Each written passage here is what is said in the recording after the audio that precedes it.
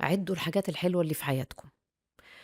خلّينا متّفقين إن ما فيش حد في الدنيا ما عندهوش ابتلاء أو ما عندوش اختبار أو دنيته معكوكة. It's okay. You're not alone. إحنا كُلّنا مع بعض على فكرة، بس كل واحد مشكلته حاططها قدّام عينيه وشايفها أكبر مشكلة في الحياة. لازم نفهم إن يعني الدنيا دار مَمَر مش دار مستقر، وإن كل الأديان والأطياف والإنسانية والكُتب وكل حاجة في الكون سُنّة الحياة، إن إحنا بنيجي، بنمُر برحلة وبمشوار وبنمشي.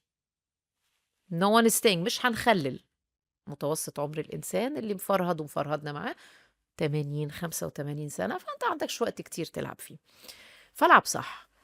آآ حكاية إن في ناس عندها إحباط، كُلّنا عندنا إحباط عادي، ناس عندنا، بس وبعدين؟ طَب ما أنا كل يوم لمّا هاصحى أقول لنفسي أنا ما عنديش، أنا ما عنديش، أنا ما عنديش، أنا ما حققتش، أنا ما وصلتش، أنا ما عرفتش، أنا ما عملتش، طَب ما أنا يعني ده يعني حضرتك بأمارة إيه حد يقوم أنا نفسي زهقت من نفسي، عايزة أعمل لي block.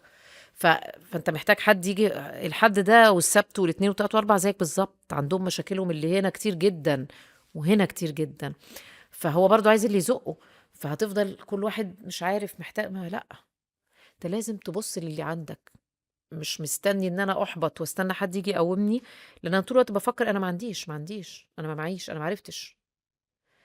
طب ما تيجوا نفكر وأنا باقول ده أنا فين؟ مثلًا أنا في السرير، سرير بيتي مش سرير المستشفى، وأنتم عارفين المستشفيات قعدتها شكلها إيه.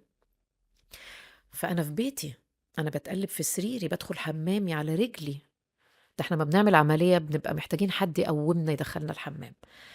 ف فالحاجات الصغيّرة أوي دي، أوي، اللي إحنا اتعوّدنا عليها وألفنا النِّعَم وبقينا حاسين إنه يعني ده العادي، أصحى، أدخل حمّامي، آكل، أنام، أروح شغلي، أتحرّك. نعم كتير. يعني مرّة قريت مقولة كده لذيذة بيقول لك إيه، إذا أردت أن تعرف نِعَم الله عليك فأغمض عينيك. بس.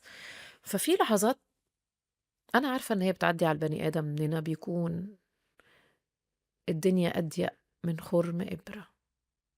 إمم، مقفولة. بتعدّي، اللحظات دي بتعدّي، بتاخد مننا وبتعلّمنا، بتدّينا تجربة، بتعلّم علينا، بتعلّمنا إنسانيتنا، بس بتعدّي.